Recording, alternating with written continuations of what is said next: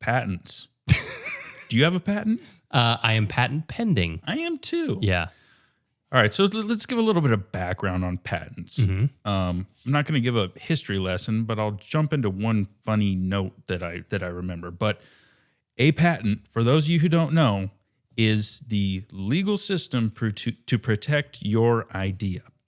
And this is protection that offers you the ability to sue someone into the Stone Age if they're stealing your idea. But you have to be fully patented. Being patent pending allows you to do some stuff. But a quick, fun story. I heard that at one point, it was probably the late 1800s, don't quote me on that, Abraham Lincoln actually wanted to phase out the USPTO because he's like, I think we've pretty much invented everything by now. And that's really funny because it goes to show you that the patent system has kind of not been a joke, but it's been looked at as obsolete for a long time. It's probably had a lifespan that looks kind of like this. So you're going to hear a lot of opinions in this podcast and in general around patents. And I think Abe said it best when he's like, do we even need this BS? So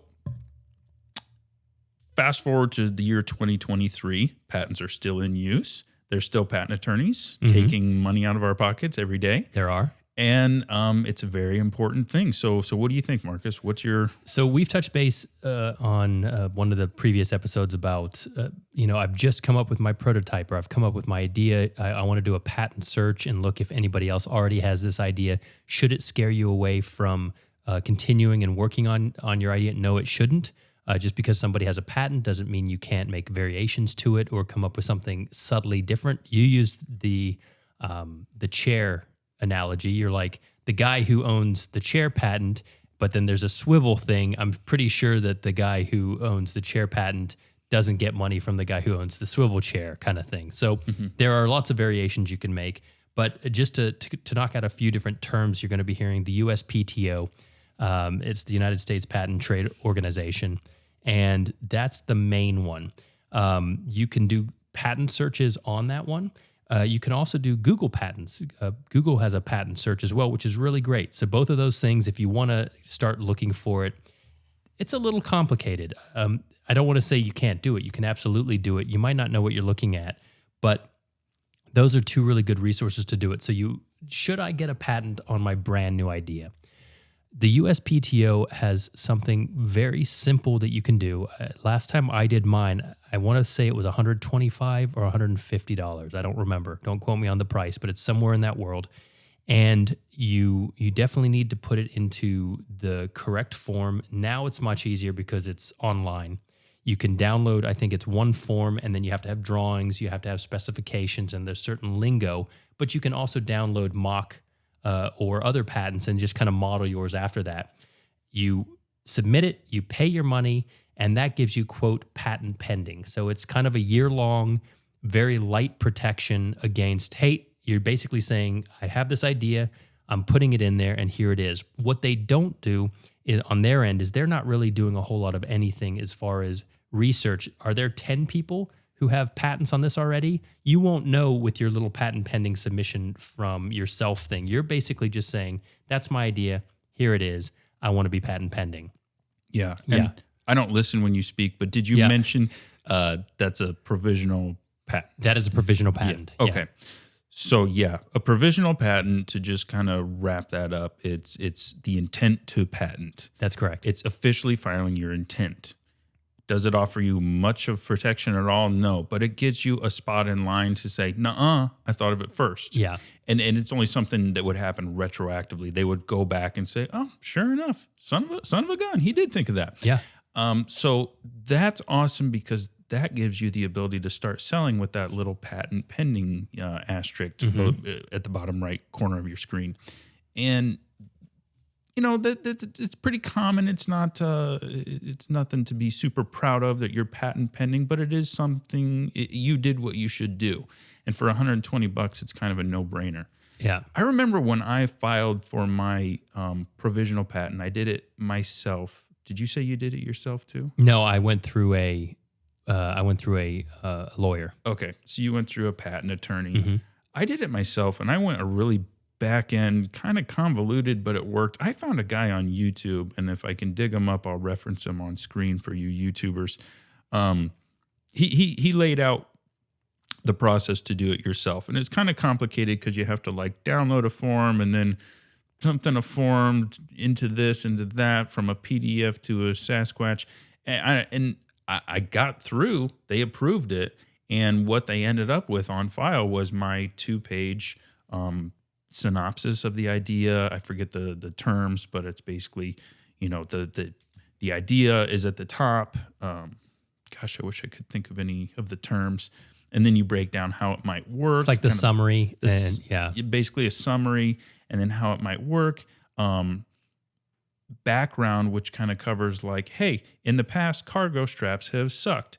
There have been this, but they lacked this. There have been that, but they lack that. What I intend to do is fill this gap by providing a great solution, and here it is. And you can also reference other patents, like such as patent ABCDG, and I am adding this to that. I know you definitely almost have to do that in a official non-provisional patent. Right. I don't remember for the provisional. I think really send in a napkin with some. It's pretty basic. It's pretty basic. Yeah. To have a pro do it is great because if something happens, like we said, you can retroactively look back and say, here's the document.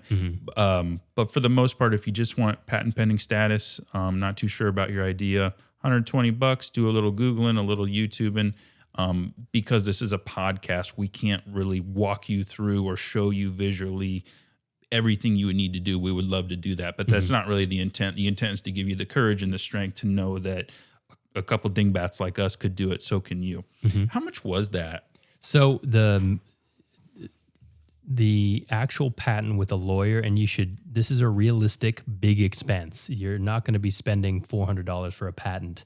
I would say anywhere between $7,000 and $9,000. No, the provisional patent. Was that a separate bill for you? Provisional was like $125. But you said the lawyer wrote it up for you. No. I wrote. Oh, sorry. I'm sorry. I got that confused with you. The very first one, my little provisional, I did myself. Okay. I did like 10. I have a bunch of little inventions, and every time I came up with an idea and I started prototyping it, I'm like, I'm going to quickly do that. And I made my drawings and I did all those. Sorry. Okay. Yeah. So that's kind of how I did. Yes. All right. Great. So yeah. And Marcus and I were not the sharpest knives in the drawer, if you will. We're good at what we do, but we're not lawyers, and we were able to pull this off. Yeah. So that's great. So a provisional patent is very doable. Doesn't provide you much, but it's there. Now that gives you 1 year of patent pending status. What does that mean? So basically that's saying I intend to file a patent on this product. It gives me the right to kind of get it out there, or not even right, because it's not, it's not super legally binding, but it gives you the opportunity to get it out there. And the people who see it, that see patent pending, are then like, okay, this guy's pretty serious about this. I probably shouldn't mess with it. Does it mean that they can't? No. That's something to reflect on too, is the value of a patent, even if you have a full-blown patent, is only as good as your ability to fight it. So if somebody comes and attacks you and it's going to cost you $50,000, $20,000, whatever it is to fight this big monster thing, if you don't do that, then you have the option of, you could possibly lose your patent. If you are attacked and you choose not to fight it, then you can lose that patent. It becomes invalid. On the flip side, if you win, it definitely strengthens your claim to that one specific product. Yeah, for sure. Good talk. And let me tell you some. That's my 2 cents. No, I said it earlier. I was a little confused with what he was asking me. But a patent, when it comes time for a full blown patent, then you're looking at like $7,000 to $9,000 if you go through a proper lawyer, and you need to, because my initial patent pending status on my self administered one, I think it was 3 pages. It was like, this is what it is, this is what it does, and here's some drawings. It was like a 25-page application when the lawyer did it, and it sounds like Shakespeare. And it's like, hereforth to art thou, Exhibit A-40. And the goal of somebody writing a patent is to to write it as broad as they can without making it stupid broad. And what that does is it's saying like, in my case, I have something for docks, decks, and trailers that goes between the gaps. So, I want to try like this thing does. Can I lock down the idea of my anchor going between the gaps in dock or deck or trailer? You want to make that as broad as I can so nobody else can infringe on that by saying, well, mine's also for a deck or dock or something like that. So that's for your own product, but make it as broad as you can. That's still not stupid broad where they won't acknowledge your patent. Some other things realistic for patents is timing. I don't know if you want to touch on that, but both of us, like it's going to be 3 years before anybody even looks at my patent application. Yeah. And the main thing I'm going to say right off the bat is that doesn't mean you can't do, everything. That doesn't mean you can't start selling and do everything. Yeah, exactly. You can do everything during that time period, but yeah, it takes a long time. So to sit there and count on it like, yep, once that patent's approved, I'll start selling. That kind of makes you an a-hole because you're just using it. You're waiting for an excuse. Yeah. Or you're writing that too hard. Yeah. So you've pretty much come up on the first year of patent pending status from your provisional. Right towards the end of that year period, probably at the 9-month mark, hit up the lawyer, say, hey, this is my provisional patent. I'm ready to do it. He's going to need 2 weeks maybe to write up the patent. He's going to need $7,000 to $21,000. I'm hoping it's closer to $7,000. And he's going to file it. And he's going to send you all the info and say, here's all the deadlines. Here's what should happen. We are officially non-provisional patent pending. And yes, that will take, it is 18 months right now is the current estimate in 2023. So for that time period, once again, you're back to patent pending. Really nothing's changing. You're talking about a 4-year span of you just believing your idea is going to get patented. And if you pay attention to real products that are out there that you're purchasing, at stores on the shelves, a ton of them say patent pending. Yeah. They really do. So Grant said this, don't let that whatsoever for a second stop you from moving forward. Otherwise, 3 years are going to go by. And even when they look at your patent, I think the statistic is the majority of patents get kicked back at least once and then expect to pay more money. Again, you've already paid your $7,000 to $9,000. And Grant also said up to 20-some thousand. If you're getting into heavy electrical stuff or things that are super complex, your patents can absolutely be more expensive. I think for most of what we're doing is going to be around the $7,000 to $9,000, $7,000 to $10,000. Well, my experience was it just depends on the lawyer.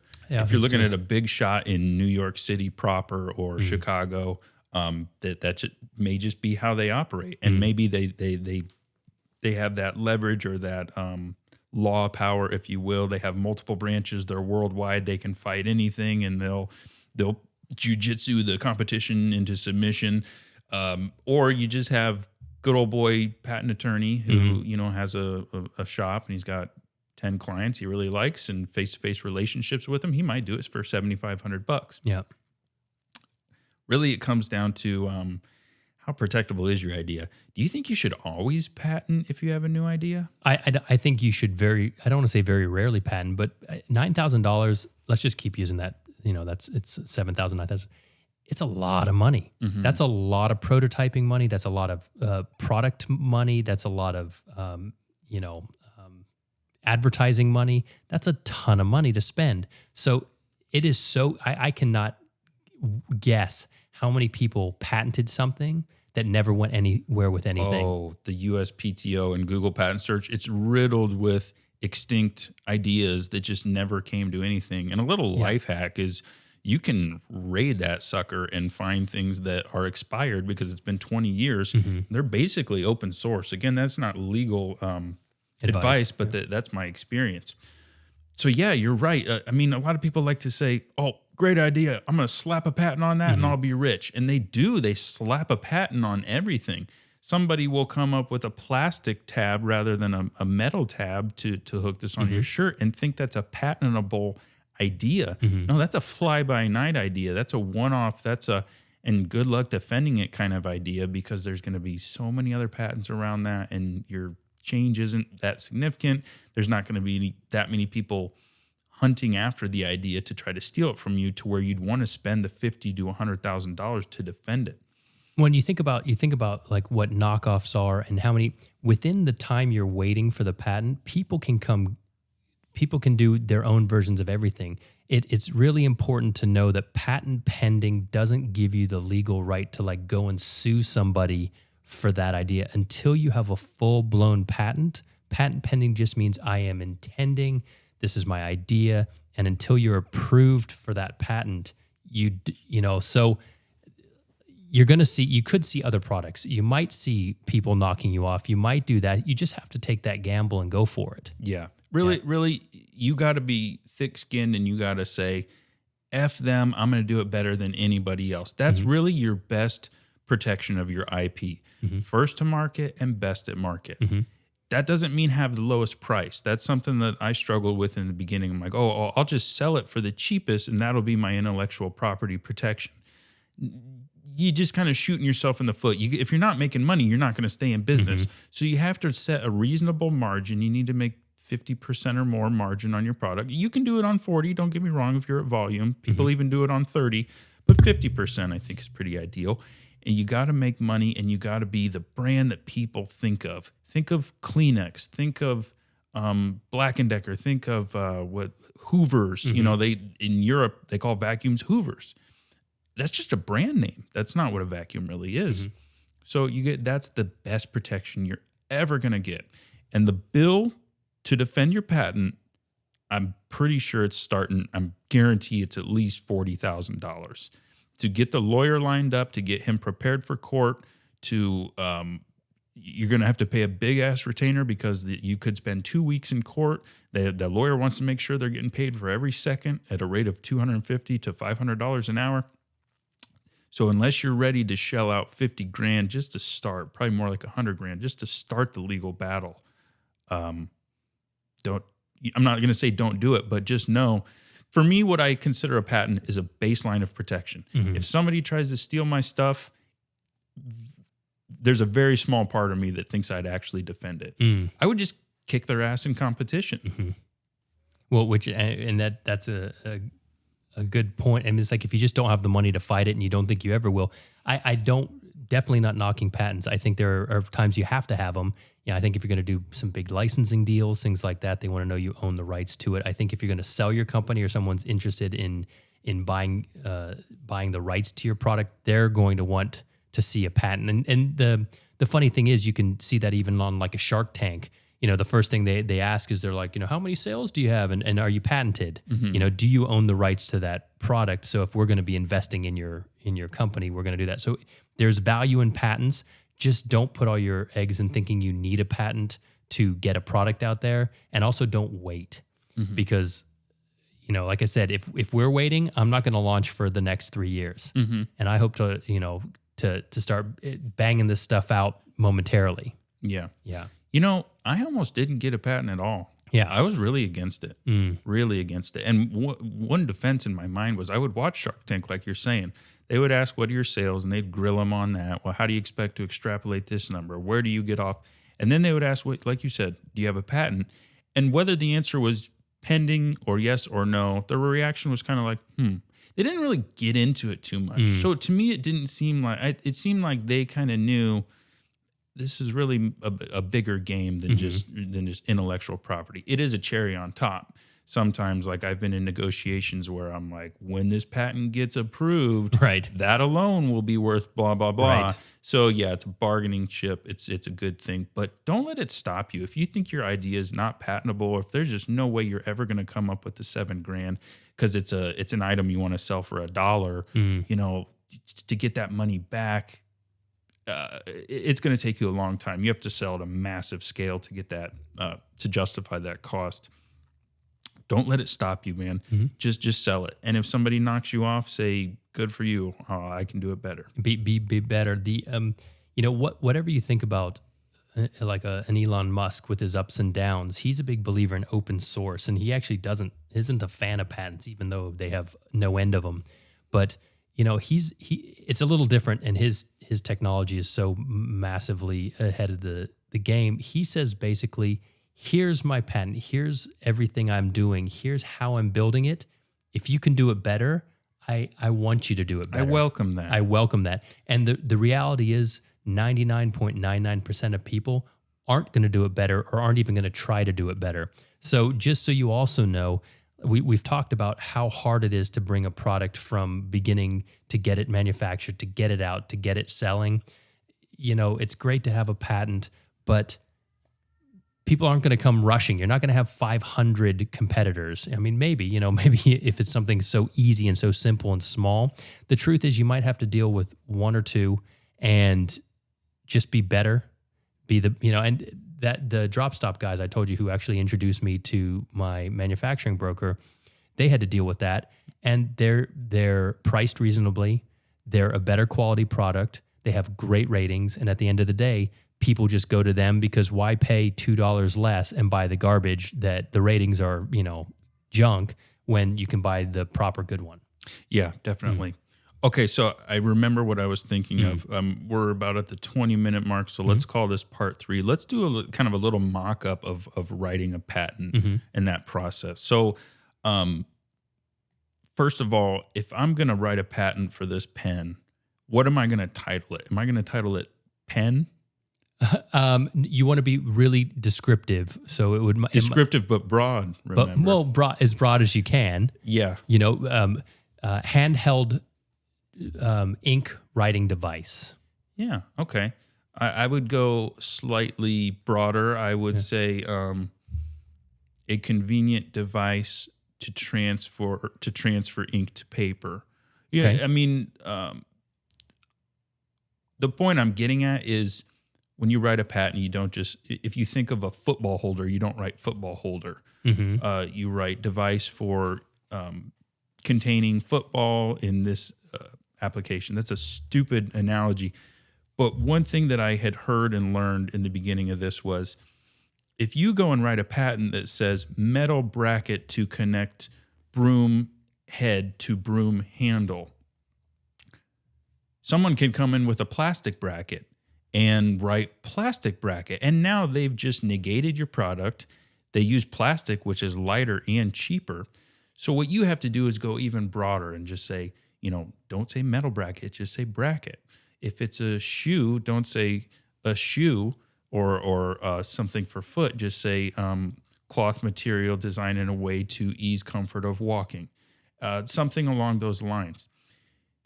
And it looks like you got a note for me. Go ahead. Yeah, I opened up, this was my provisional patent application. So the one that I personally did myself for my patent pending status.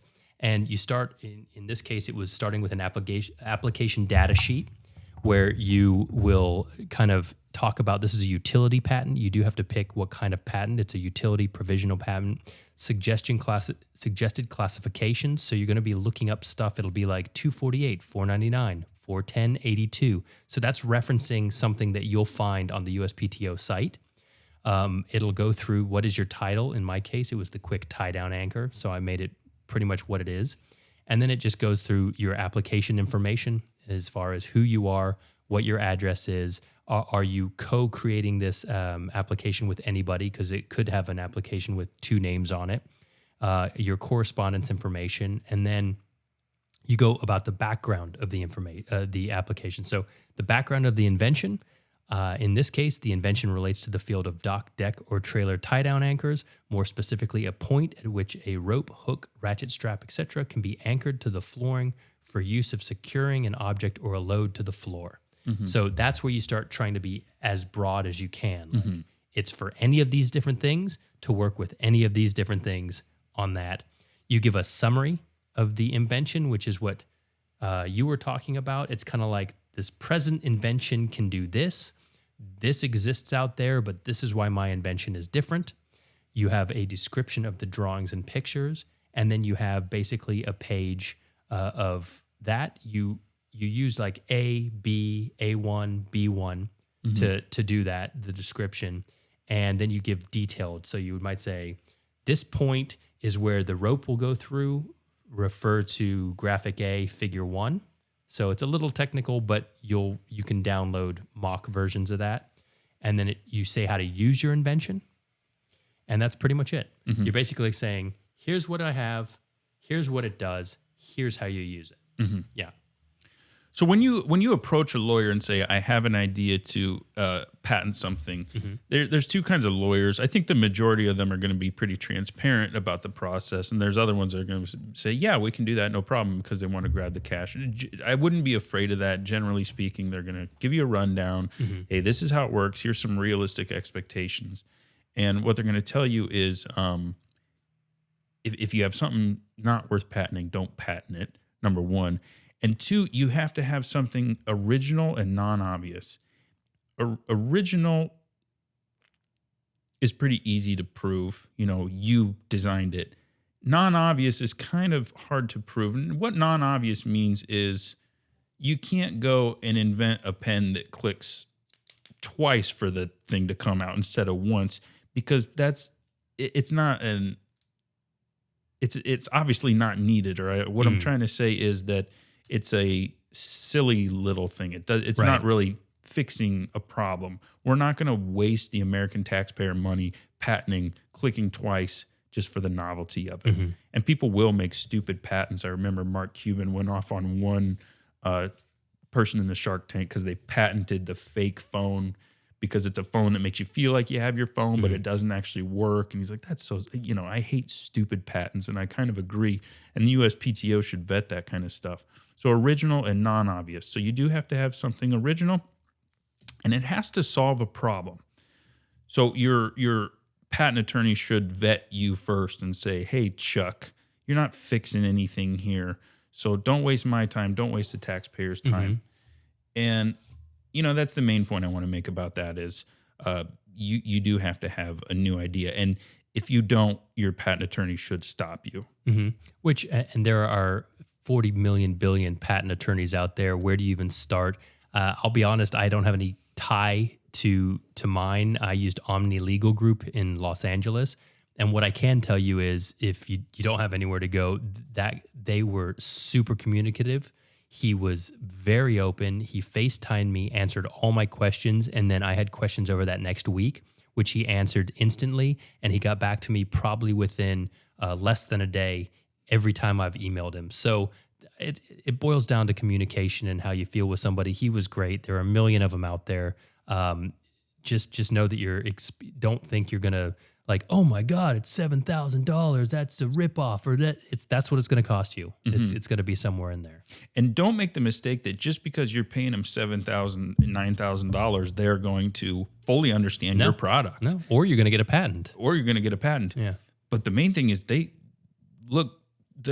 a lawyer. They're not like I work in construction. They don't think the same way I do. So when I showed them my torque strap, I had to walk them through how it worked. And when I started answering a lot of the questions, no shame to the guy, but I realized I'm really responsible for this patent. I'm responsible for how much is in here.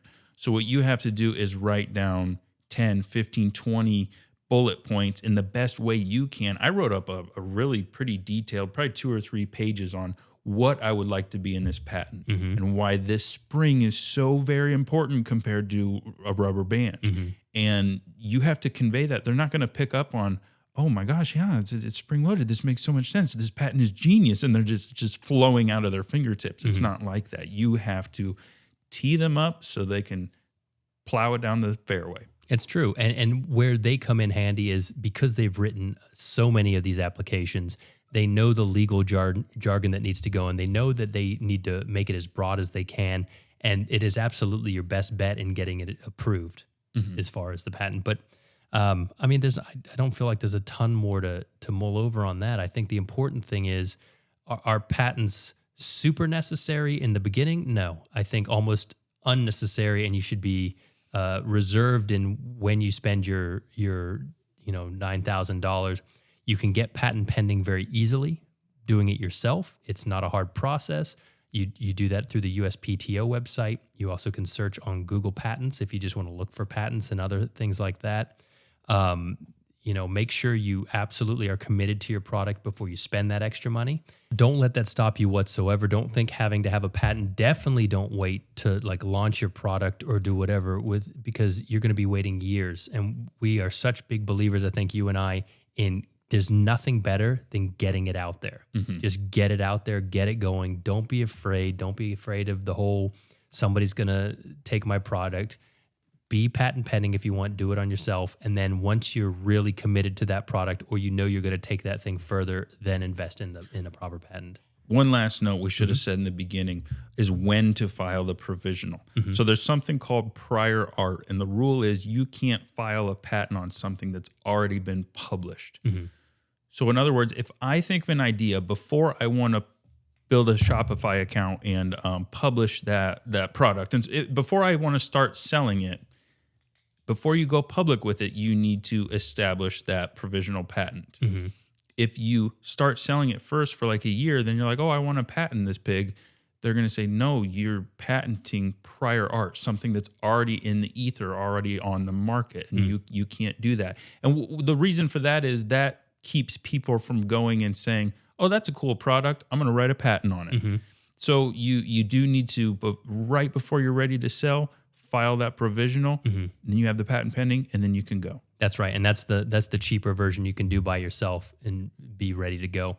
Something else we didn't touch on that I want to is also filing a patent here through the USPTO. That's the United States. You've got patents all over the world in all the different countries, the European patents and ones that are country-specific, ones that are European-specific, and that's a whole nother thing. And you definitely want to look into it if you're thinking you're going to take your product outside of the United States. It's a lot more money. You're going to be spending, at least whatever you spent here times pretty much everywhere you're going, I think for the most part, or even more. I think you've been dealing with that. I think up to a point, like you can cover a lot of Europe for maybe 20, 25 grand. Yeah. But that's not, talking about Asia. That's not talking about South America and things like that. There's hot button countries and territories you want to patent in because they're so prone to or have the ability to take your idea and scale it.